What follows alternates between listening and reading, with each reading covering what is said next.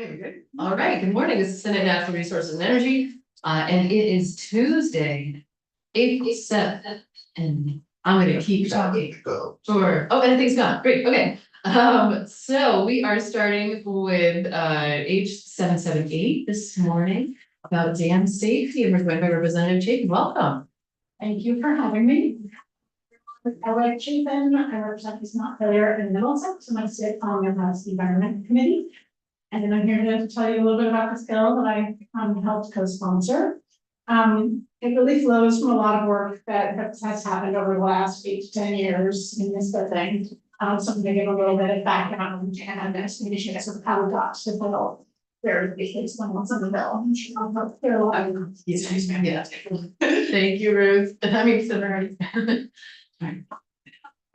So this bill focuses on dam safety. We have an aging set of dams across our state, over 1,000 of various scales, purposes, and conditions. From small private dams, to those that generate power, to those that are state owned and designed for flood control. We've been working in recent years to improve our ability to regulate dams to better protect public safety of communities downstream, and this bill takes basically the next logical step in that direction. You will probably recall, through your committee and the body as a whole has been working on this over the last 2 years ago in particular. So some of this probably hopefully will be reminding you of some of the things you've heard over the last few years. But over 900 dams are state regulated primarily by the Dam Safety Program, Department of Environmental Conservation, and about 21 dams that generate electricity are currently regulated by our Public Utility Commission. And small remainder are regulated at the federal level, primarily by the Federal Energy Regulatory Commission, Army Corps of Engineers.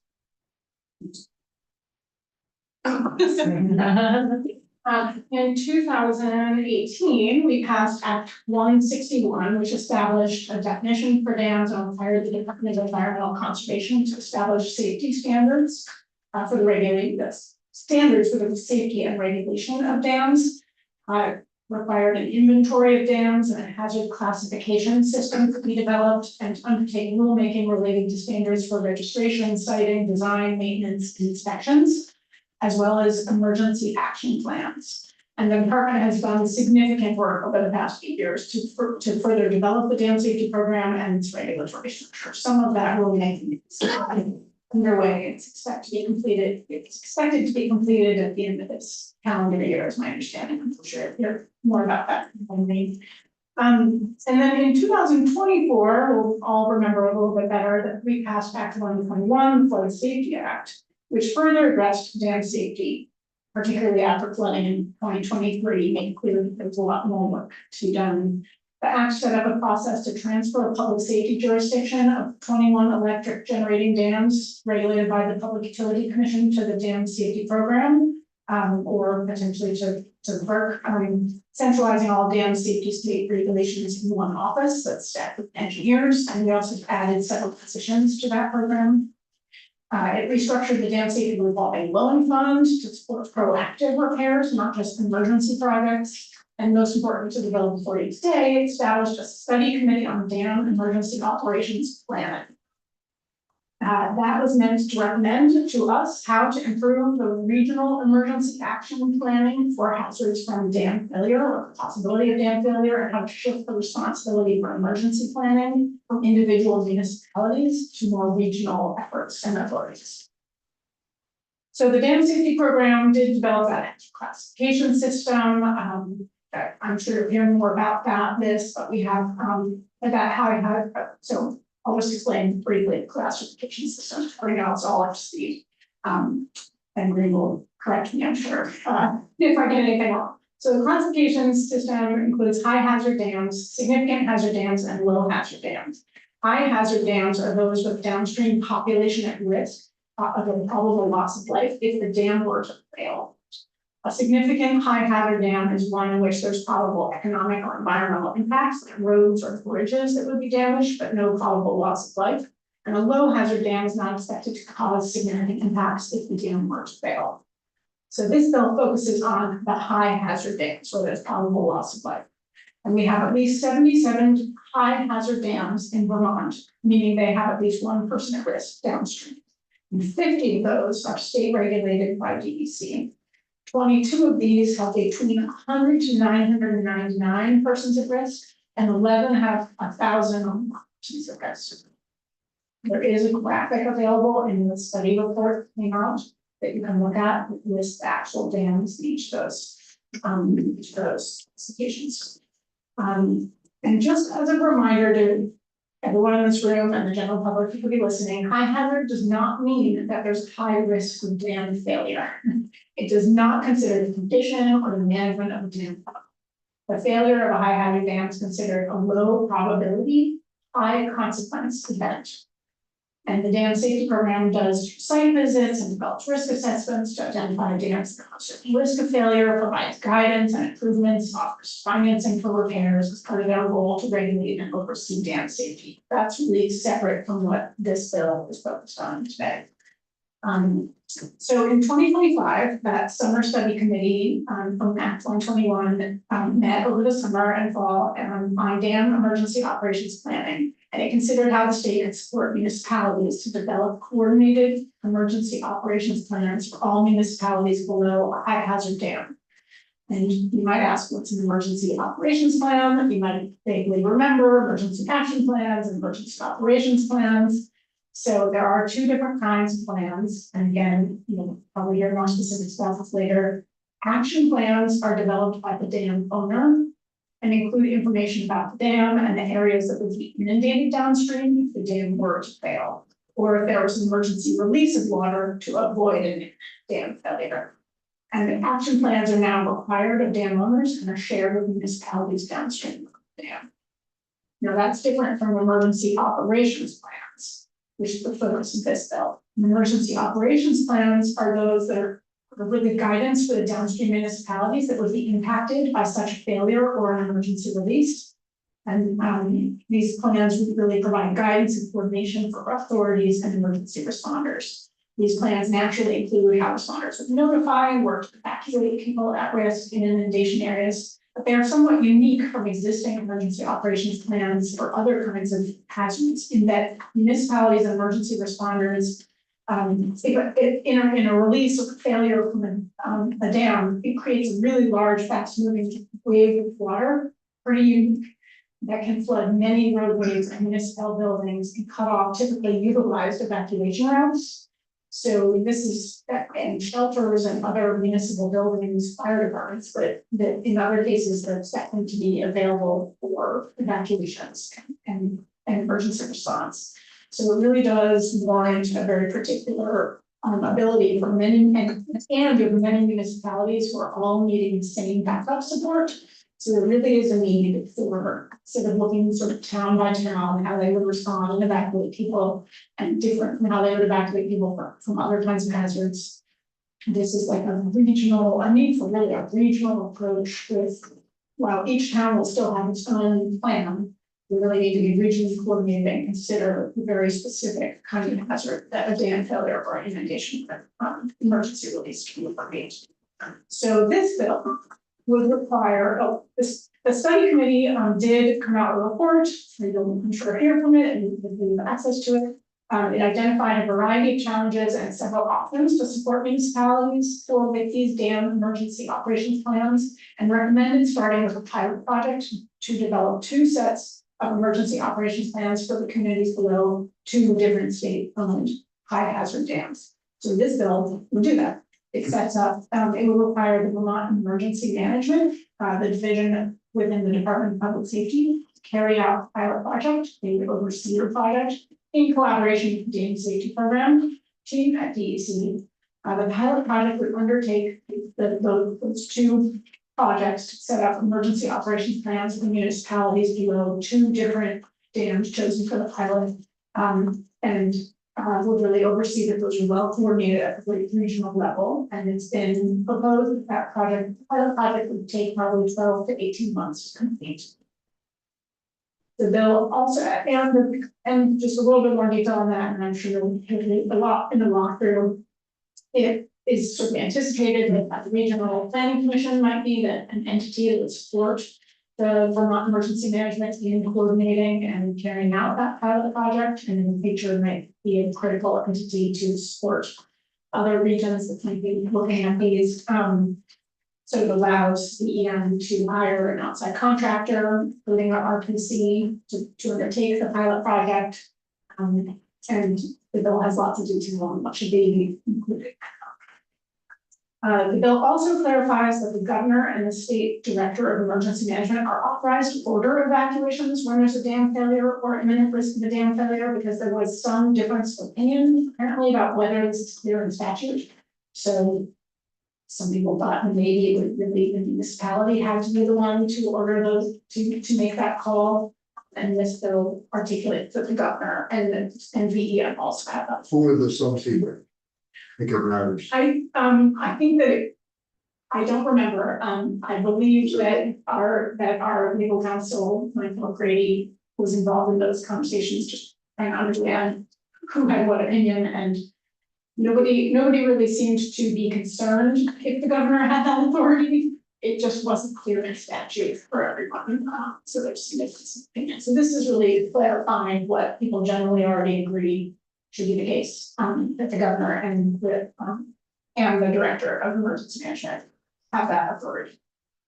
And then the third thing that the bill does is ends up with a report back with a lot of results from the pilot project that would inform the legislature about how we could support municipalities below the rest of the state's high hazard dams to develop EOPs, and it reflects a recommendation of how we would do that by 2035. So it's not fast, but this work takes time. It takes engaging all the different entities within the municipality, within the region. We're involved in emergency management, and really we need the buy-in at the local level to be involved in such regional projects, so that it will take time to do this right. Okay, great. So just so I'm clear, so there is a report at the end with recommendations for, I assume on what to do for these other towns, but also based on what you've learned from the pilot. Yes, Yeah. there's an extensive list in the bill that you walk through that of the information that we want to hear as a result of having touched on all learning. Okay, super. Thank you. Any other questions for Representative Chapin? Okay. All right, well, thank you so much. Thank you. Yeah. Oh, well, I do have one more question. It came out of committee on what vote? It was a unanimous vote, Okay. and I believe it was also a unanimous vote. Okay. And this at one point had some money in it, oh, it does have money, It does it have carries the money. money. It was. So- It's a pretty modest investment for the Okay. pilot project, $375,000, I believe is the total to support the two agencies involved. Great, thank you so much. Thank you. Thanks. Okay, Mr. O'Grady, welcome. Good morning, Brett Chapin did a lot of what I planned to start off with, giving you the context and the definitions and the terms. But I think I'll skip that, but I would want to point to the report, which is online. It does have a definition section, it does have all the data about the number of dams, it does have that. Just posted. It would be great to get it. It does have the cable showing which are high hazard and PAR. What is the name of that report? It's the study committee on dam emergency operations planning report to the general assembly. It's a really good. Got a lot of very helpful. When did that came out? This was published August 18, 2025. So I won't go into the definitions and the context, because I think Brett Chapin did a great job last. So just looking at 8778 as passed by the House, the first section is that clarification of the governor and the director of emergency management authority to order evacuation. I I was not one of the persons that said that the governor didn't have the authority. I've always thought that the governor did have the authority. The other main House member who was involved in drafting the bill, other than Rep. Chapin, he was talking to municipal emergency service providers. He was also apparently talking to somebody at a regional planning commission who believed that municipalities had to exercise their all hazards event authority under 20 VSA section 10 before an evacuation could be ordered. I don't agree with that, but a sentence was added to that all hazards authority that provides that all hazard authorities shall not be construed to prevent the governor or the director of emergency management without municipal approval for requiring evacuation of an area subject to indication of dam failure when there is a dam failure and imminent risk of failure. So I always believe that the governor had it. There are other people that were questioning that and asserting that the municipality had to exercise its all hazards event authority first. That is no longer an argument because this sentence specifically clarifies that authority. On page 1, line 17, you have set 2. This is the creation of the pilot project, as Rep. Chapin noted. This is one of the recommendations in the report, basically to do these 2 pilots, the 2 emergency operations plans for the dams in order to get context for how long it takes and what it would cost. And how to distribute them and implement them. So you will see that the Division of Emergency Management, which I will sometimes refer to as VEM, Vermont Emergency Management.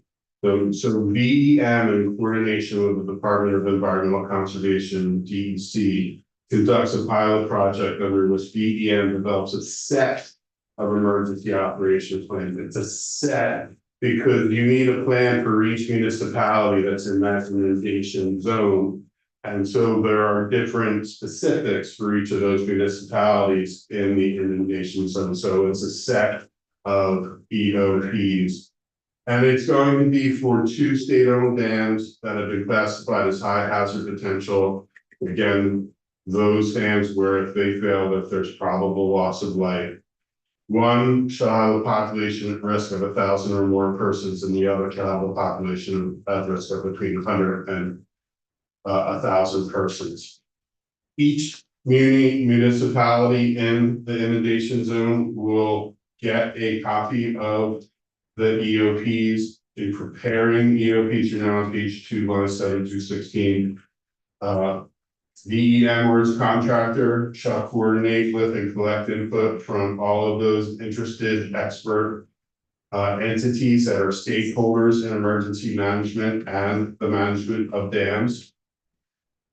Page 2, line 17 through 20, VEM may hire a contractor, including a regional planning commission, to complete the requirements of the section, including preparation of the EOPs. Is it EEM or DEC, the higher contractor? It's VEM, Division of Emergency Management. They hire a contractor. Oh, okay.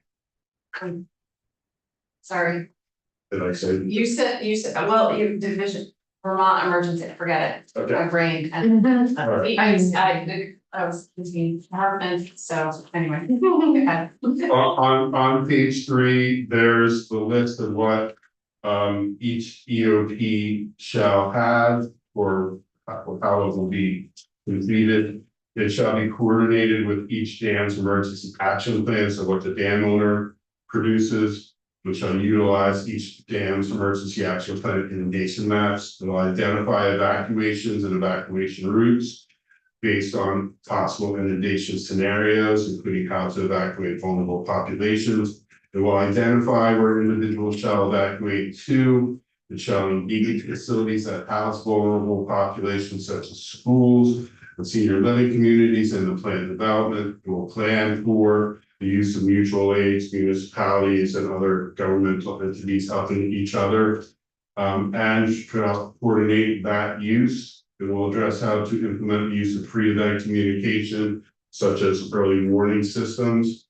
It will include any additional provisions deemed useful by the division in developing the EOP. Then on page 4, on or before July 1, 2028, it's really 2 years, not probably 18 months, they basically get 2 years.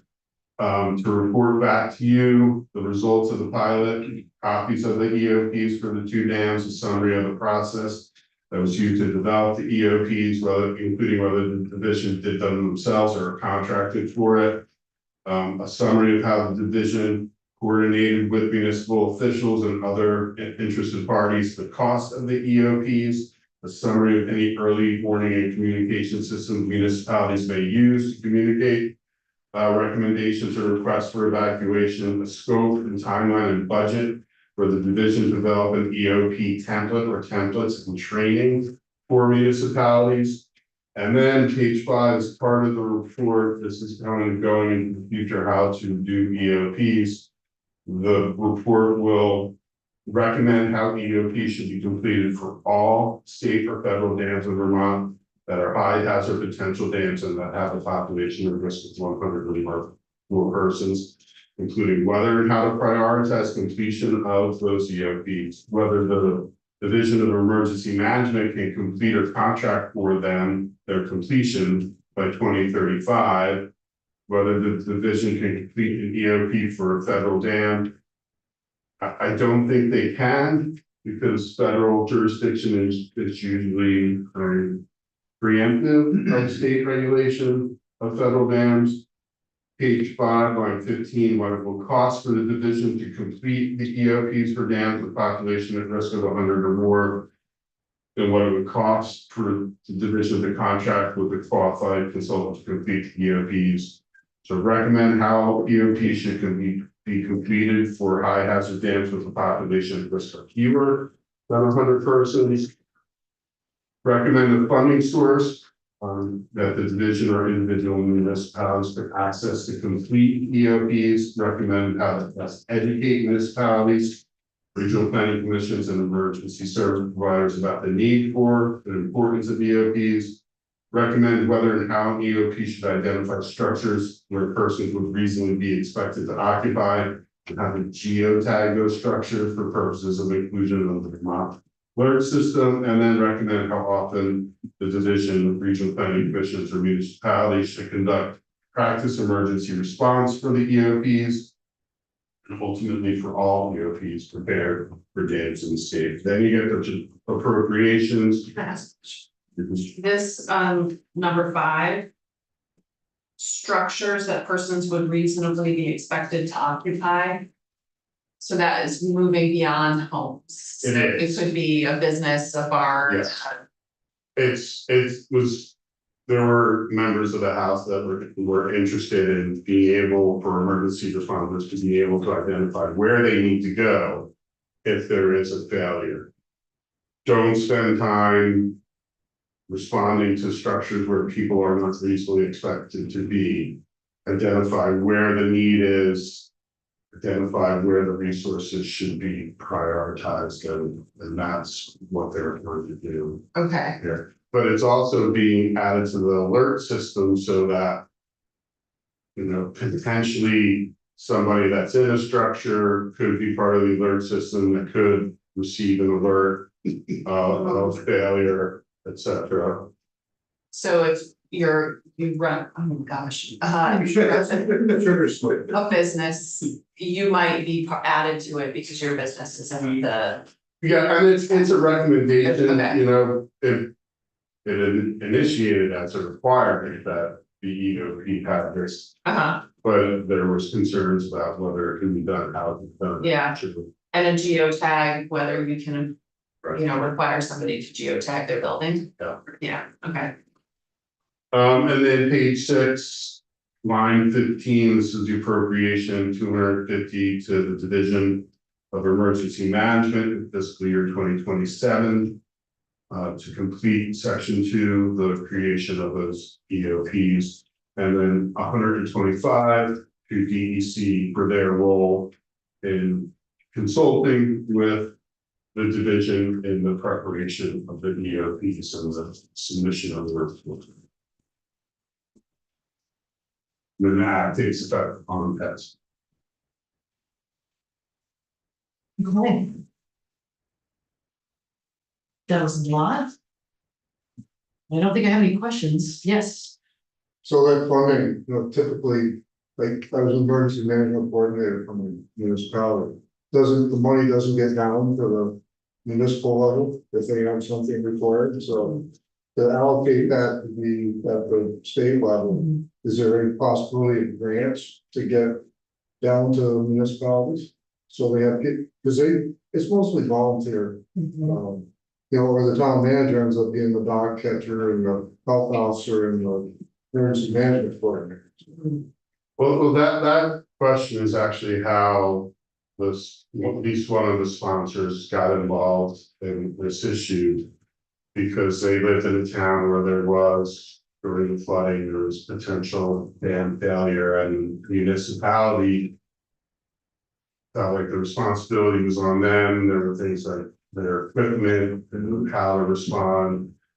And so that member really kind of dove deep into what was necessary, and he determined that the EOPs are like kind of the core of how municipality responds, and that the burden at that time was on the municipality to develop the EOP.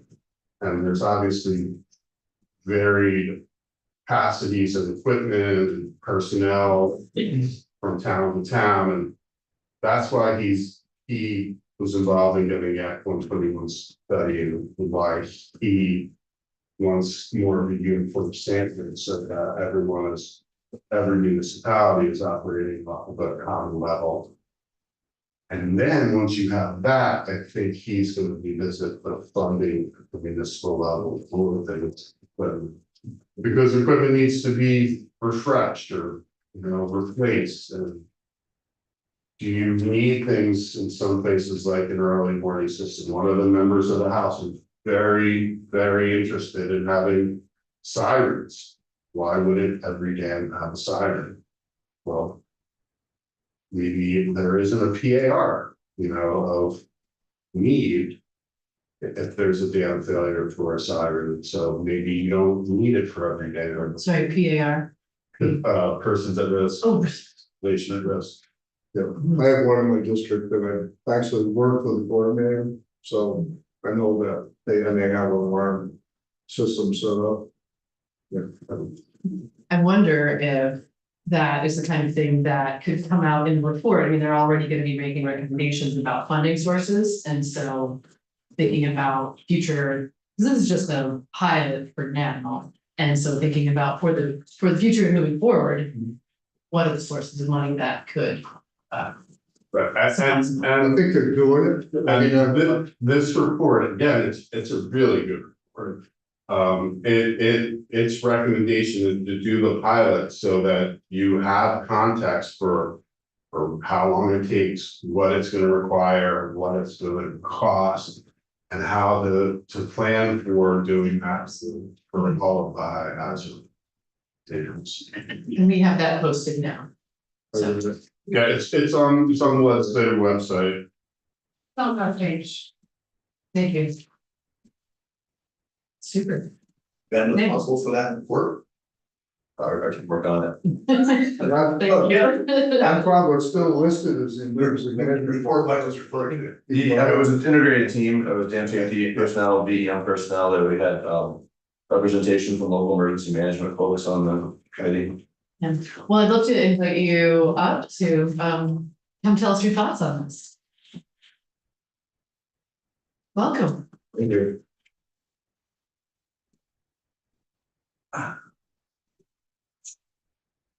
For the record, my name is Ben Green. I'm the section chief of the dam safety program at the state of Vermont Department of Environmental Conservation.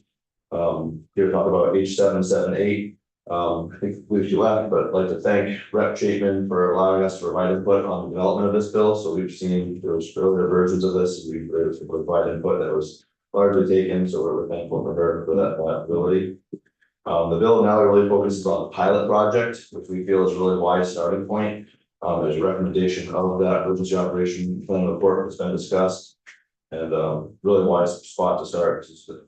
While this is happening in a few isolated pockets within the state, across the whole, it really isn't happening. And if you look across the nation, I think it's pretty limited places that are taking plans at this level. It's a very productive thing to be doing. We work with the dam safety program, so we focus on regulation of the dam itself. And the emergency documents associated with that is the emergency action plan. That's a dam owner document that's developed that shows a simulated if dam were to fail, provides inundation mapping to show where would flood and where would not. And quite often those dam flood maps, they exceed what the FEMA 100 flood maps may show, or the FEMA 500 maps show. So it's not sort of a unique case. But the owner's responsibility is to have those plans in place, to alert the local entities that they exist. This is sort of the next step downstream, if you will, which is going to these individual communities and making sure that they have the resources necessary to do the planning to react to that EAP. Because at the end of the day, the dam owner does not have the authority to go into a town and start evacuating people or making those kinds of emergency management decisions to stop sign overs. So again, the bill focuses on Division of Emergency Management really taking the lead on this, which is appropriate since it really is an emergency planning exercise. Clearly it's subject matter of dams, it makes sense to have the safety program involved.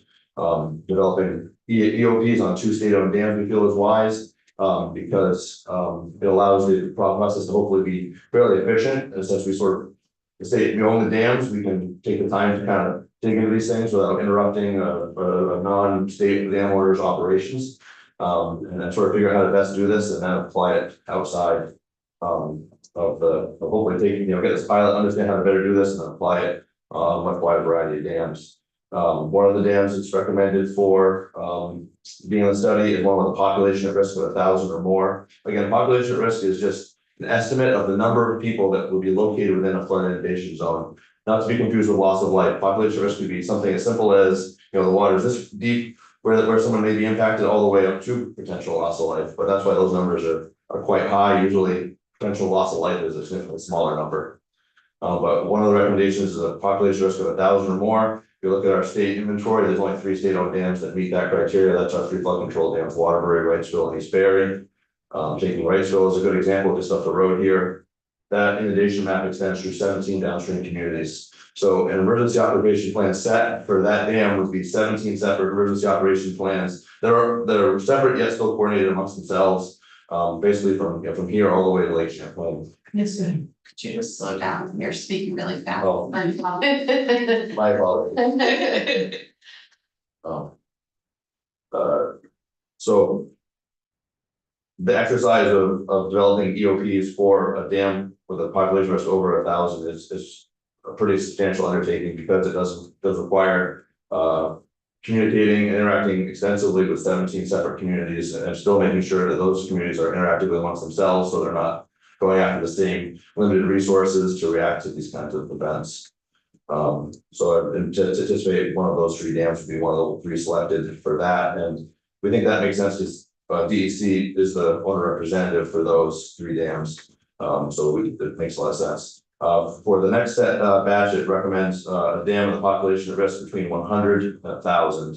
And from a state-owned standpoint, we have 2 to choose from in that bracket. Certainly, these things to be figured out during the study, but DEC does not actually own a dam in that bracket. The 2 state-owned dams in that bracket are Lake Perrin Dam down in Bennington, which is owned by the Agency of Transportation, and Johnson State Lower Dam, which is a fairly small dam on the state college campus, but it's located upstream of what was a dormitory and also an elementary school. Again, I think there would be some preference to keep the dam DEC owned, and we don't have one in that slot. So we do have one in the 0 to 100 slot, Silver Lake Dam and Barnard. I think the advantage of having that would be that us owning the dam allows us to use our emergency action plans to just kind of eliminates the outside disruptions of trying to do this pilot, focus on what we're trying to get done. So that would be one thing. Thank you for slowing down.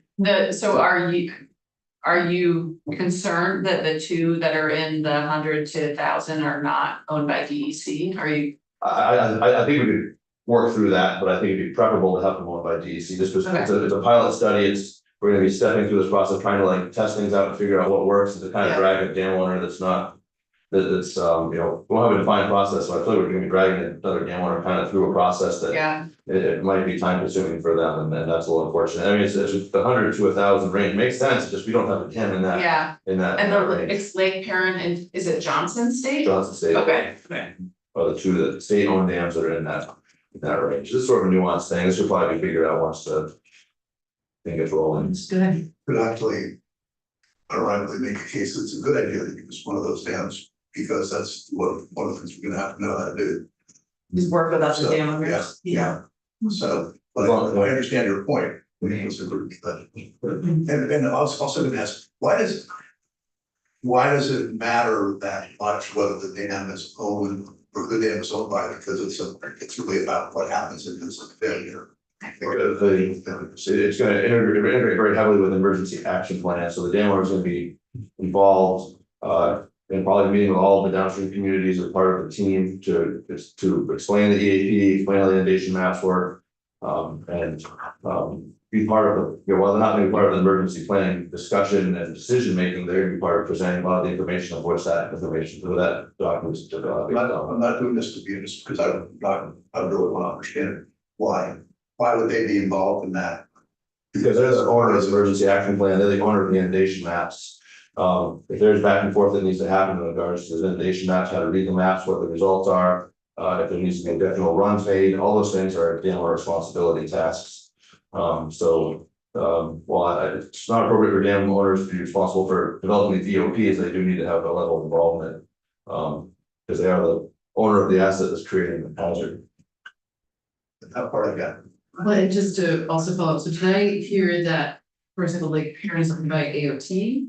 Okay, so different owner, not DEC, but still within state government, so theoretically, they would hopefully still be willing to, participate and play ball. Theoretically. Yeah. Okay. All right, thank you.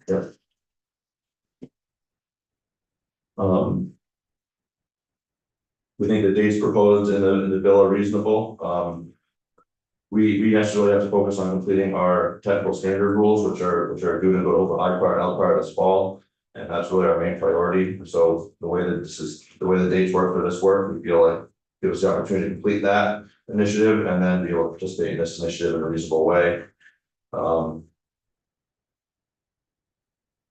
And yeah, that was the main points. I think it's a good bill that originally had a bit more in it, and I think it's been wisely pared down to a study that's going to be beneficial. It's a reasonable bite to take in one swoop, and was going to make much more informed, allow for much more informed next step than kind of plowing ahead with more at this stage. So we think it's a wise change for me. And I would love to also ask about the money that's in this. So you feel that the money, particularly for DEC, is appropriate, or that this is the right amount?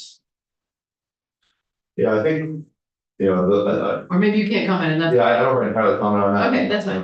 Never mind. I think that's should have adequate for sure. Okay, great. Super. Any other follow-up questions about this? Only not related, we have a second. Sure, yes. We gave you, the legislature gave you another person or two last year, do I recall that correctly? We have authority to have 9 people on our program. And it was, so you went up by, have you gone up at all? We were at 2017, we were at 2, at 2021, we were at 4, and we've got authority to go to 9, we're at 7 right now. We still have, unfortunately, we had a project management position that was recently vacated. The gentleman actually did a lot of drafting of this report, Michael Danis, so of course, he moved on to a local government job. And we have an engineering position that we're actually having difficult filling. We've been at it for quite a while now, and we're continuing to press for that position, but that's where we are right now. What does that end? So those new positions have obviously made a difference for you, is that? Yeah, we brought on a young engineer at UVM and a technician position, and they're actually out right now, doing some field work. What Yes, that's doing? Great. Well, today, for example, we have some minor construction work going on at Wrightsville. They went and checked on that, and then we are starting our refill process of a few of our reservoirs. They're going and putting stop logs back in with the whole dams. And they do a variety of different things. And we're training them. We have a young engineer who's is an investment. We're training them, and they're heavily involved in our inspection program. which will be starting at the very end of this month, and we'll be going through the entirety of the weather season. They're heavily involved in planning that and being in the field for that, accompanying a more experienced engineer. Hopefully we'll be targeting, I think we'll have 90 something inspections this year. Super, yes, go ahead. So I've been involved a little bit with the Vermont, the Federation of Vermont Lakes and Ponds. A lot of people have competing interests for dams, keeping them up. Some are smaller than others. Do you see a need for municipalities to get involved in the ownership of those dams? I mean, what complications could that bring? I mean, this is looking at a municipality taking on what's currently privately owned dam, you mean? Because they're within the boundaries of that town. Because I know the private owners that affects a small lake or pond, Mhm. they have an interest to fix that, and they typically don't have the money. Correct. They do have the interest because they want to keep that body of water viable. I don't know, the question, I guess is, you have a problem, you see any benefit of the municipality of owning it in the kind of the chain of, authority? Yes, there's several examples of municipalities taking over privately owned dams that were key resources in the town, kind of for the reasons you state. It's pros and cons to both. Certainly in many cases, it's difficult for a private owner to, particularly with the new rules coming in, they're more onerous, although consistent with kind of what the state of practice is. It's difficult for many private owners to afford that and keep their dam in shape. And in reality, there's a lot of people benefiting from that. There's like one income source that's supporting it, and that's not always realistic. A municipality often has more capability than a private owner would. So certainly municipality needs to kind of weigh the pros and cons themselves, because now that once they get into the dam owner business, now all the weight is on their shoulders, and they need to be meeting the requirements and investing in money. There's examples of municipalities, small ones in particular, who own dams that struggle very much. So some of the similar challenges that resource challenged private owners do. So these are all expensive pieces of infrastructure. Unfortunately, many of them are close to the end of their service life from the beginning they were built. Many of our dams were built 50 or 100 years ago, and they're really due for an upgrade if the intent is to keep them reliably serviced for the next 50 to 100 years, and that's a major undertaking. So the original intent of having a dam, that there was a specific purpose for that dam being built, not just to build a body of water for people to Right. fish and ski and swim in. But so do we have that information about why that dam was originally put in, and if that's not a viable reason to keep the thing operating? Gotta be removed. Is that what you're going? I mean, yeah, really, it's a what for these dams are sort of that point in their service life where the owner's kind of at a crossroads where they need to either invest the money and rehabilitate the dam and then buy themselves another 50 or 100 years, or if that's not viable, the dams provide the use that it did, or there's more benefits to removal, that's the other route they can take. So that's sort of the crossroads, unfortunately, many of our dams are getting to, and those are hard decisions that need to be made. Really, it's an owner decision. It can obviously be augmented by community and other people with that vested interest, but no one's got more interest in the owner in many cases. So.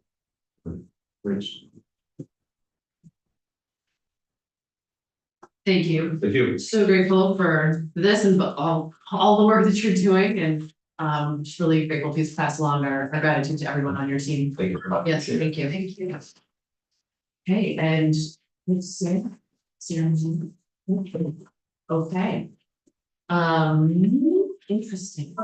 So notice we don't have Sarah. So Sarah's my colleague, the dam safety program. She was also involved in the development of that report, so we had her here. Okay, super. Do you want to add anything?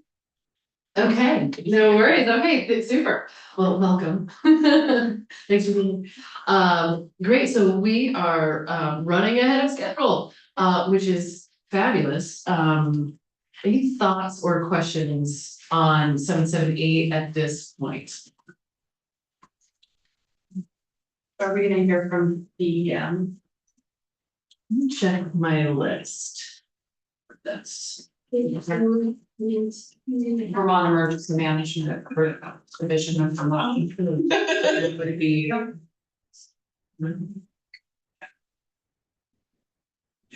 Seven, 7, 8 Or VLCT?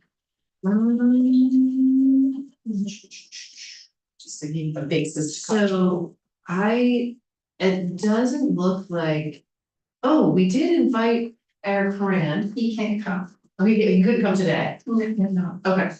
So he was on my Yeah, he list. can't come. All right, but I'm sorry, are you saying like ever or just? No, Okay. probably not ever, but he told me Okay. he couldn't come. Okay, so VEM, we definitely need to hear from them. Was also planning on hearing from, folks from, regional planning commissions, folks from the, Citizens Advisory Committee on Lake Champlain. Someone in the House testified from Green Mountain Power, Drew Hazelton from Rescue Inc. So anyway, there's quite a few folks still on my list for this. Anyone else that is coming to mind for you all? Anything else? I don't know. Okay, they're on the names, my big list ones. Spicy management. Say again, sorry? I'm just thinking out loud, so Federation of Lakes and Ponds. LCT. Mhm. So. I mean, I don't know that we need to overdo it, I just Yeah. wanted to hear from the Yeah. people who Yeah. are directly named in the bill. That's fair. Okay, great, well, my hope is that this is not controversial, it seems great. I think it's well crafted. Yeah. I think it's another good piece of work. Yeah. Great, well, especially since we're running early, we're not scheduled to have our, our next witness until 11:30, but I think, I'd love to give you a little bit more time if possible. Anytime now. So if we can, meet back at 11:15, so that gives us, a little bit of time. Great. Okay, thank you so much. Eric offered to come in the afternoon. Oh, really? Oh, gosh. Don't meet in the afternoon. Yeah, He hasn't got one. okay, let's get, do we know if we have any other holes in our agenda? Okay, and all, these folks have both, I'll say if they've been invited versus. Yeah. So like we got, like, for, Thank you very much. I worked with, Ralphie, Oh, okay. the fitting Dan. Okay, yeah. May, Kind of a one man. Yeah. okay, There have been so many. That, they're not green, that was a Sure. big concerning area. Yes. Yes. me a link from that stuff? And I think it's part of the water system. Oh, no, no. Yep. Yeah. Thank you very much. All right, take it easy. Let's see what Jason is.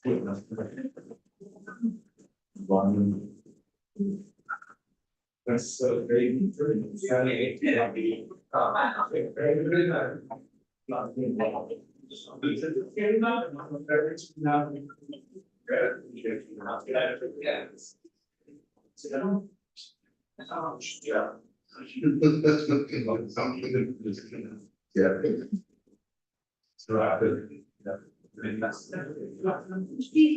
Yeah. His secretary, Jason, asked if next week. oh, yeah, yeah. Do you know this, any of the updated version of the budget letter? Oh, okay.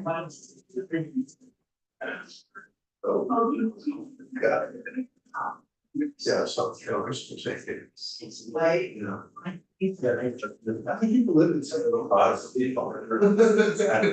It's. Same game? Yeah.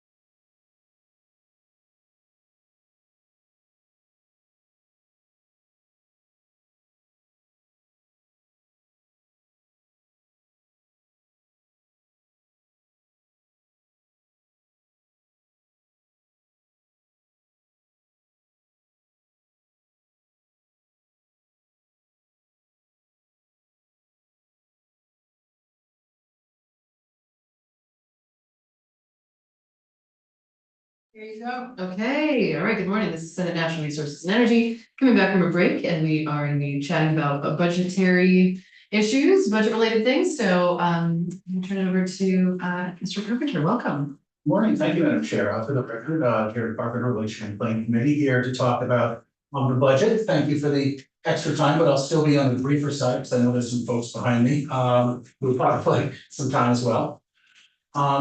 So I wanted to touch base on 5 priorities that are in the budget. 3 of them are currently in the House draft, and 2 of them are additional. And I'll just go through them quickly. This memo is on your website.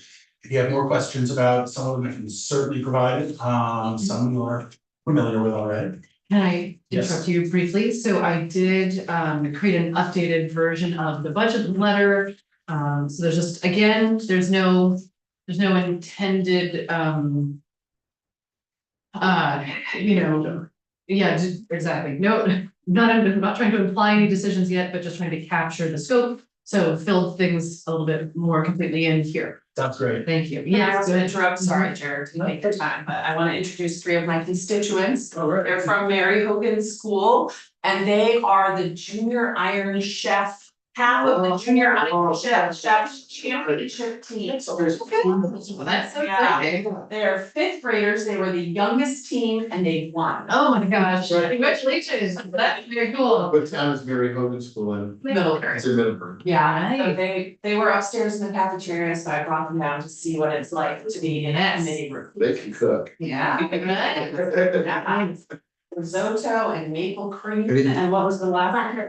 Blackcurrant compote. Wow, oh my goodness. Skills. No, We did like a lot of shopping and really very sweet. Very cool. Oh, thank you. I'm so glad you all are here. Okay. So I'll just run through the 5 relatively quickly. The first one you are obviously very familiar with. It's this is the $200,000 to DEC for the implementation of S218. This will go, as you can see, there's the timeline for implementation in the bill. The fee report is coming due on January 15th, but that's not funding dependent. But then the next 2, A&R is going to solicit a 3rd-party vendor to put together the training and the certification program and adopt the best management practices by rule. They are going to, obviously, the 3rd party hire somebody out to do this. It's likely that they will, largely mimic the New Hampshire program. This is sort of a 3-year, if you remember from the bill, they need year 1, $200,000. And then it gets into 2 FTEs and money for V-Trans to help stand it up too, but those are year 2 and year 3 discussions. So right now, it's just the $200,000 to stand it up.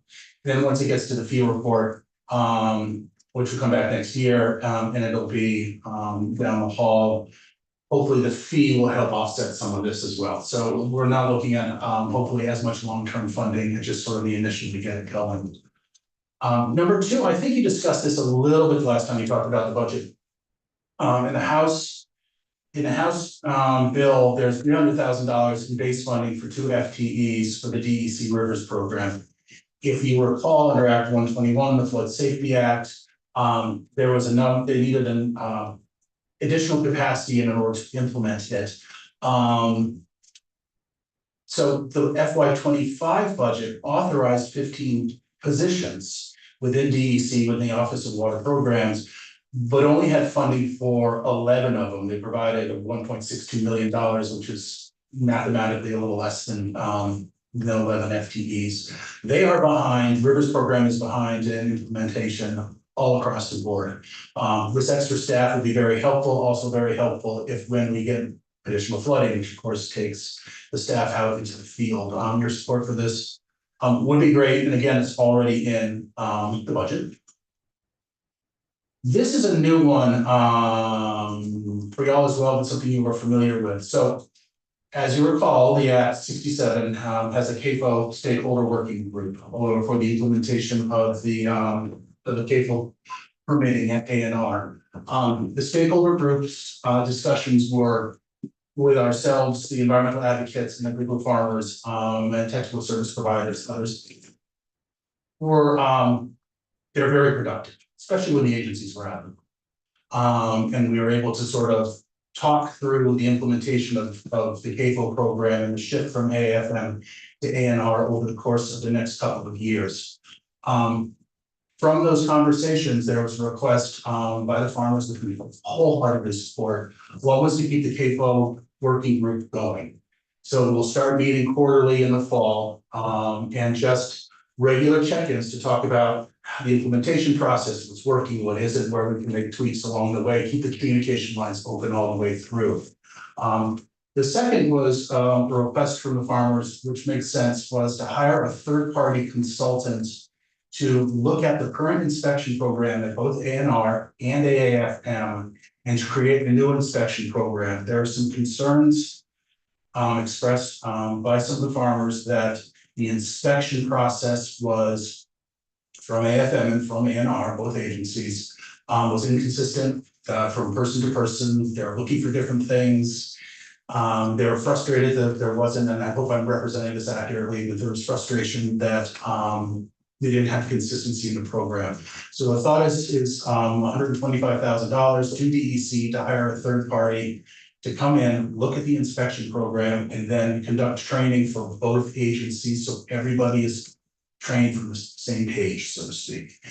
There's also an interest for, if they would like, the farmers can voluntarily attend at no cost to them, so they know what to look for as well. The same, everybody's being trained in the same area. So this is not in the House budget. It's not something that just came up a few weeks ago. The language for this and for the CAFO extension is probably going to go into S323, which is up in House Agriculture right now. But that would be important. It's not a ton of money, but of course, every little bit helps. This one I won't spend almost any time on, but we're very supportive. This you just heard about. It's the 375 for the dam safety program, 778. But we think this is a great program as well. And it's I think it's a good start for doing these pilot programs for to judge the risk of all this. And last, this is actually AAFM language, but we're supportive of it as well. Oops, I missed a zero on my memo. $300,000 in one-time funding for the natural resource for the conservation districts. This is already in the House budget proposal.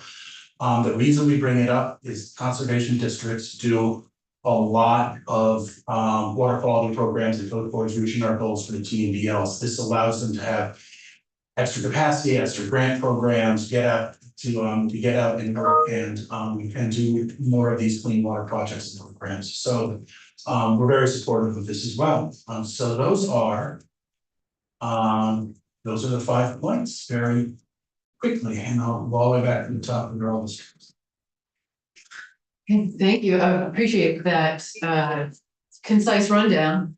And I think we have this posted on our website, so we can come back and revisit it. But some of this is in the letter that I've got, some of it is not. So again, Numbers 1 and 3 are not currently in the House version, and 2, 4, and 5 are in our supporting program as well. So 1 and 3 not.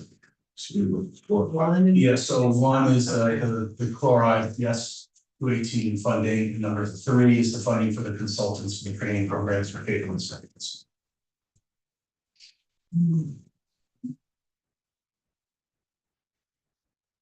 Are these on your list, Anne? they're not. Okay. So they're not all of them. Different lists. The chloride. The difference, yeah.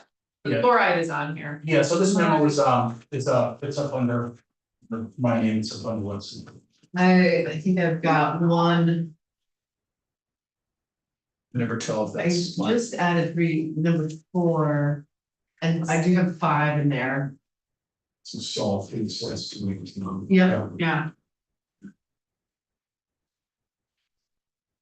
7, 7, 8. Is what I You have. have the FTEs on your list there. I do have, so it's not listed as 778, but I would change, so the 375 is on the list for H778, but it's just listed as dam safety bill. Okay,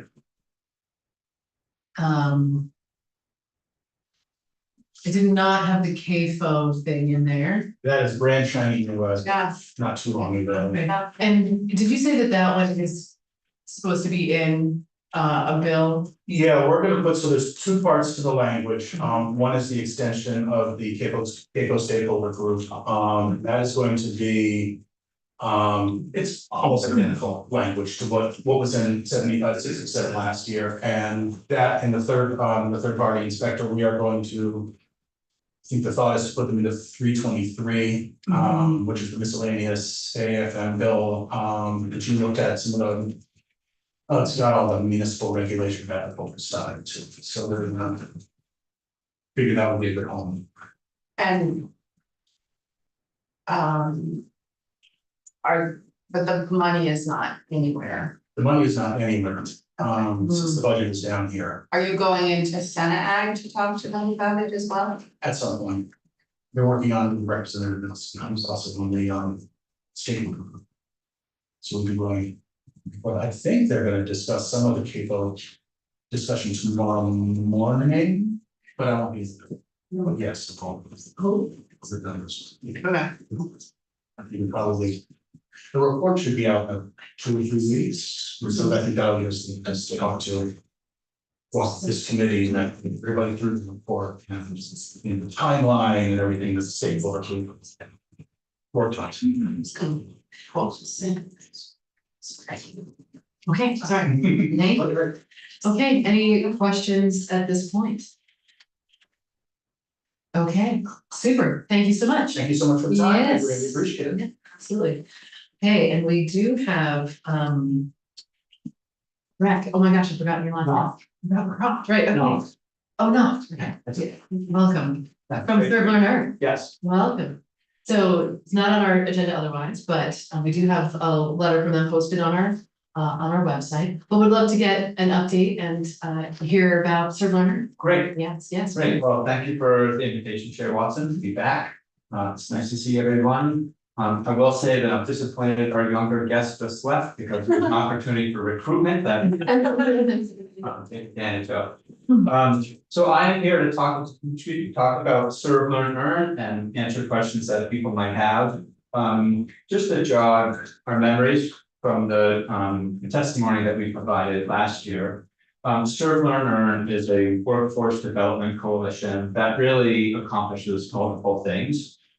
We invest in Vermont by giving them paid service opportunities that are also training opportunities. So it's really a service to career pathways investment.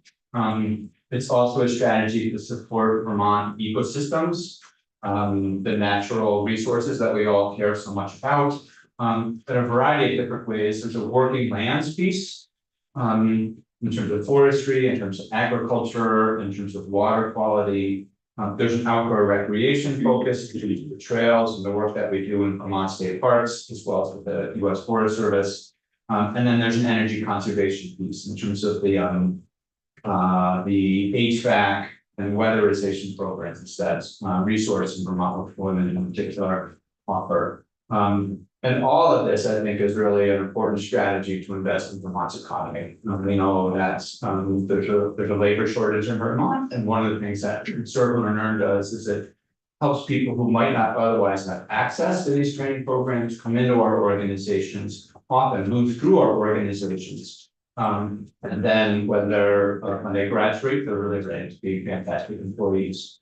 One of the things that's been fun to see over the last several years is the way in which participants are not just going from an organization to an employer, but going from, say, resource, where they'll take a 4 or 6 week intensive and then come into BYCC for a longer training period.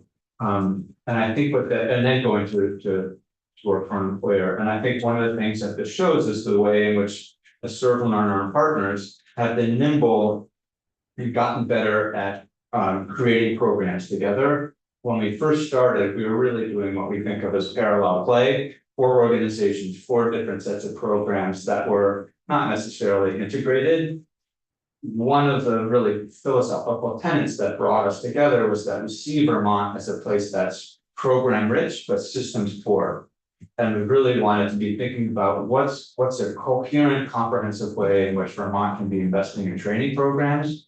And so the fact that our participants are moving through our organizations to get all the training that they need to be really effective when they show up at job on day one in a workplace is, I think, evidence that our programs are thinking systematically, not just in isolated silos. I have some material for you that I'm a former teacher, so I'm breaking the cardinal rule of asking you to pay attention while looking at that at the same time, but. Wasn't more too. I've actually. Senator Watt, so Nice. I have stacks of them if you need one. Here to ask for your support. I think it'd be helpful just to do a quick recap of funding over the last 5 years. First 4 years of that serve, learn, earn, receive funding, the amount hovered around the $2 million mark. 1.85, 1.8, 2.3, and $2 million of funding. All of that funding was one-time funding. Last year we received significantly less. We received $750,000. But the silver lining within that reduction was that $500,000 of that was put into the base. Historically, we've come out of House appropriations not having been recommended to be funded, and then the Senate has looked at this, and all the great wisdom of the Senate has said, this is a really important program. Say more. This is a really important program, and it's really made sure that that investment was there. We're really encouraged that this year, as we come out of the House Appropriations Committee has recommended funding serve, learn, earn at $800,000, 500 base and $300,000 at one time. Our request of you is to consider having that full $800,000 amount being all base fund. And then the last thing that I would say is if you look at the back page of this pamphlet that I provided, you really see the way in which we're a statewide force. We're really trying to be present in as many communities as possible. And that map on the back is just a quick visual that can fix that. So Senator Watson, I know we're relatively short on time, so I've tried to be brief and make time for questions that people might have. Thank you so much. Great questions. Yes, I do have a question. What is the age group of the participants? 15 and up. Okay. Most of our participants are between that 15, or actually really between the 18 to 25 Okay. year old cohort, if you will. Mhm. And I think that's the age when most folks are making a transition from education institutions to the workplace. And that's where the focus is. Mhm. We also, particularly with resource and Vermont Work for Women, enroll older participants who are thinking about a mid-career change. Okay. Yeah. Cool. Thanks.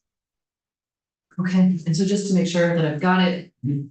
500 is already in base. Yep. 300 is one time, Yep. hoping for that 300 to be moved to base per month. 100%. Yeah, great. Great, thank you so much. Okay. All right, super.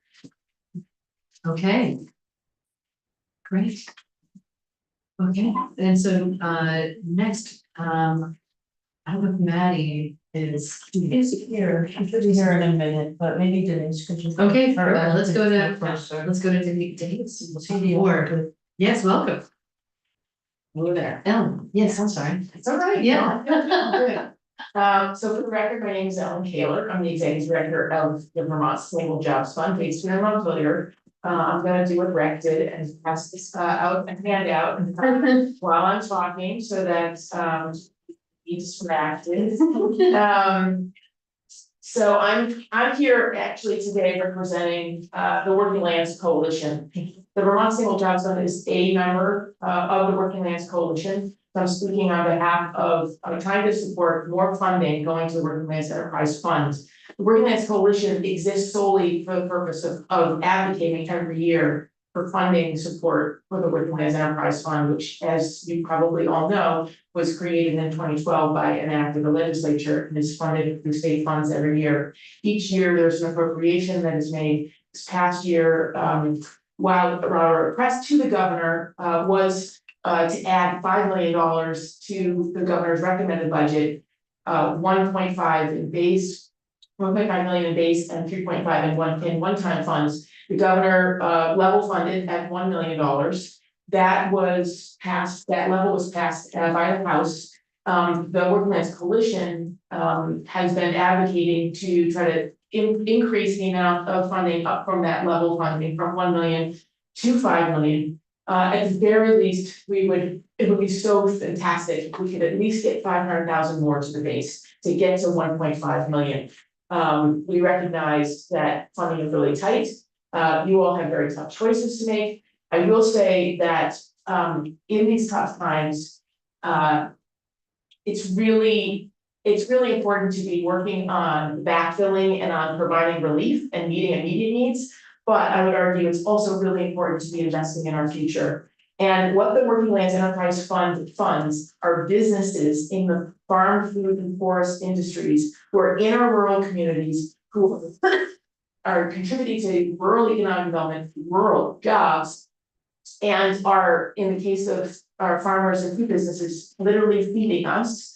In the case of loggers and foresters, literally in many cases, heating our houses because so many Vermonters heat with wood, for instance. And these grants, which range in any given year, can range from 20,000 up to 250,000, depending on how much money we have to work with, how much money the board has to work with, are so critical because they are really investing in new equipment, new infrastructure, getting into new markets, expanding their operations at the home farm, of putting in a farm store because more of their neighbors want to buy from their neighbor farmer. So these investments are really, really key. And I would say, you all have a very, very difficult job as public servants of having to come up with public policy that meets and finds a balance between private interests and public interests and public good. And that's a really difficult thing that you guys have to deal with every day, and the laws that you pass. I would say oftentimes, I know that oftentimes those are public interests and private interests are in conflict. And I would say that with the Working Lands Enterprise Fund, what we found over the last 13 years, 14 years, is that private interests and public interests are totally aligned. Because we're all in this together in terms of preserving the working landscape, but also really preserving the businesses that make the working landscape work. I mean, it's through their thriving as businesses that we're able to keep land open, that we're able to keep food on tables, that we're able to keep homes heated with wood, or wood going over to Maine in order to be processed into other products that then come back to Vermont. It's that keeping those lands working, and I think between current use, Working Lands Enterprise Fund, and the Clean Water Fund, those are like critical public investments in our future, and our working landscape. And so I would just humbly ask that you consider supporting an increase to the Working Lands Enterprise Fund this year. The Senate Agriculture Committee has requested an additional 500,000 in their budget memo to Senate Appropriations. We would really appreciate it if you would support that as well. Recognizing we have been asking for 5 million for many years, and we're stuck at 1 million. We really want to try to increase this because the demand is there. The second page of the handout that I gave you shows what the level of funding has gone out in terms of grants, and then what the requests have been. So you can see year over year, requests fully outweigh what we have to work with. And given the situation with tariffs and all the uncertainties that have been going on, and fertilizer prices that are expected to be increasing because of what's going on in Iran, for instance, there's just so many pressures on our working lands enterprises, and an increase in funding would go a long way this year. So thank you so much for listening and for your support, and happy to answer any questions. Thank you so much. Yeah. Questions? Yes, ma'am. I'm still not clear what you're actually asking for. I know you're asking to increase the base from the 1 million to 1.5 million. Our original request, and what's on the handout, is to increase the base from 1 million to 1.5 million, and to add 3.5 million in one time in fiscal 27, which is up from the current base of 1 million. It's in the governor's recommend. So.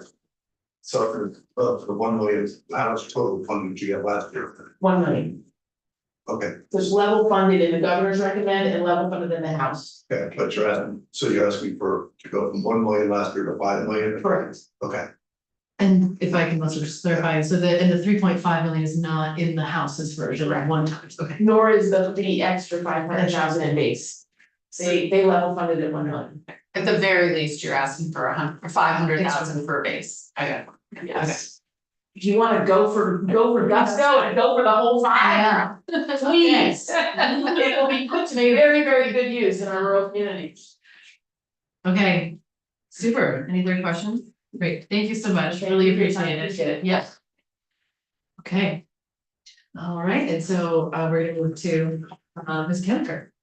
No, welcome. Hi, everyone. It's nice to be in this community with you all. It's first for me. I'm gonna get my slides up if it's all right. Oh, there's no problem. Okay, and you should have these on your site, in addition to my recipe.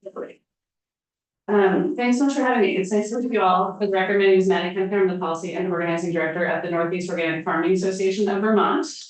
Really appreciate your work and your time here with me today.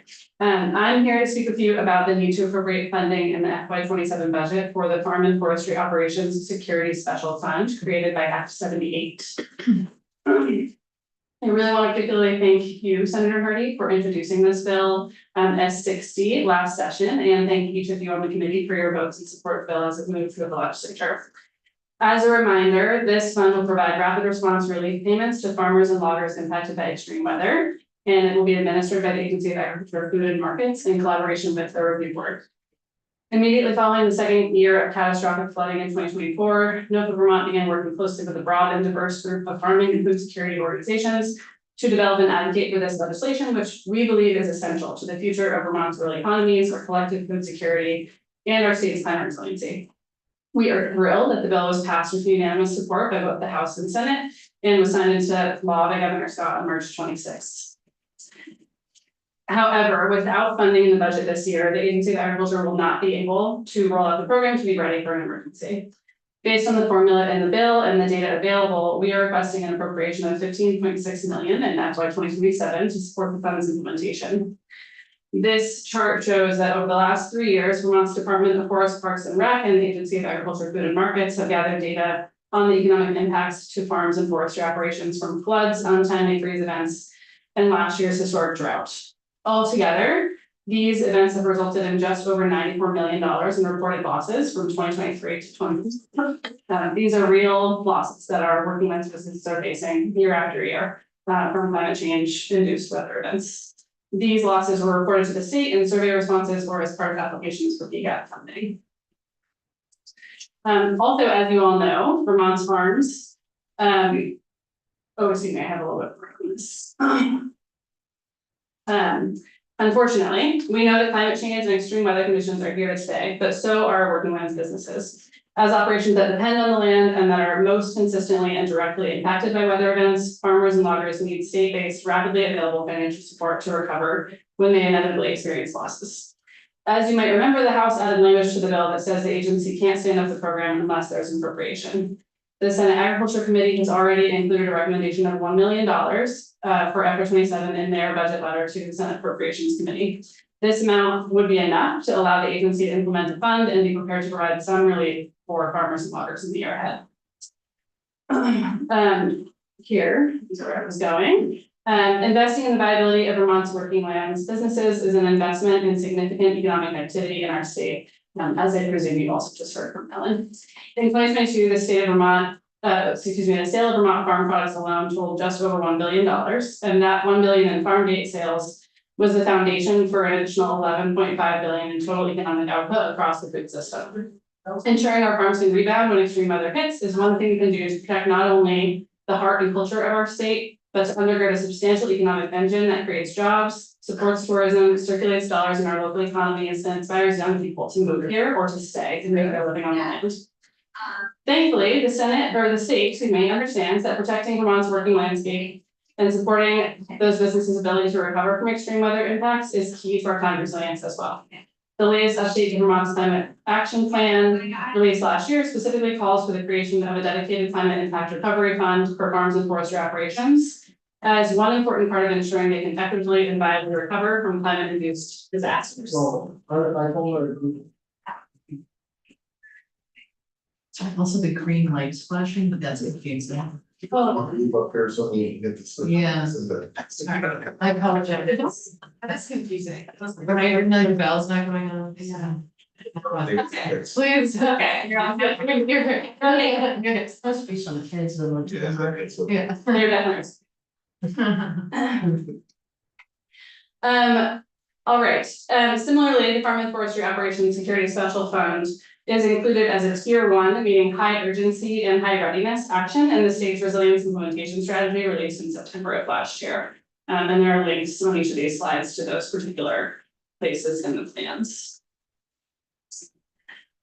Finally, we really want to be clear that state funding is needed in order for the Farm and Forestry Operations Security Special Fund to achieve its goals. The fact that the state is still waiting on millions appropriated by Congress in December 2024 to provide relief from disasters that happened during the 2 years prior is evidence of this. Farmers and loggers cannot afford to wait a full 3 years to receive relief when catastrophic weather hits. Farmers are always responding to their environment, often immediately and with great innovation. The state needs to respond to farmers who suffer loss in the same way to ensure our farms can continue to produce the food we all need. Our official request based on the formula in the bill and the data available is 15.6 million. However, right now we want to ask you to include and recommend at least 1 million to the Senate Appropriations Committee to ensure that this fund can get off the ground this year. Thank you again for your time, and I'm happy to answer any questions. 1 million's in the House version. It's not in the House It's version. not in the House version. No, that's the amount recommended by the Senate Ag Committee. So we would, if we were to recommend 1 million, it'd be in alignment with the Senate. Yes. Okay. Okay. Yes. So no governors recommend. No, it was not in the governor's record. But he did have a note when he signed the bill that said, hey, you guys, you didn't put any money in this bill. So he noticed. Yeah. And it was still moving through the legislature. Yeah, it kind of passed by the time he introduced his budget. Or by the time the House finished their work on the budget. Correct. So it was passed just after that. Okay. Thank you. Thank you so much. Yes, Appreciate yeah, having me. appreciate your work. Okay. So we do have a little bit of time. I just want to check. So we are moving into tomorrow. We have some more budget discussions. Actually, the budget is on the agenda every day this week, so And the goal is to get something to appropriations on Friday? yes, Or- yeah, Okay. and they said they want it by Friday, so we are gonna be hearing there, based on the conversation that we had last time, I thought we ought to hear about the PUC budget. There's an interesting place. There's well, we can hear from the PUC about that. But otherwise, I don't know if we're gonna hear anything particularly new. Do any thoughts that folks would like to share at this point on the letter, draft as it is, if not, that's okay. All right. We can have that conversation later. Okay. Sounds good. So with that, we will adjourn for the day. Did we hear from Slurry?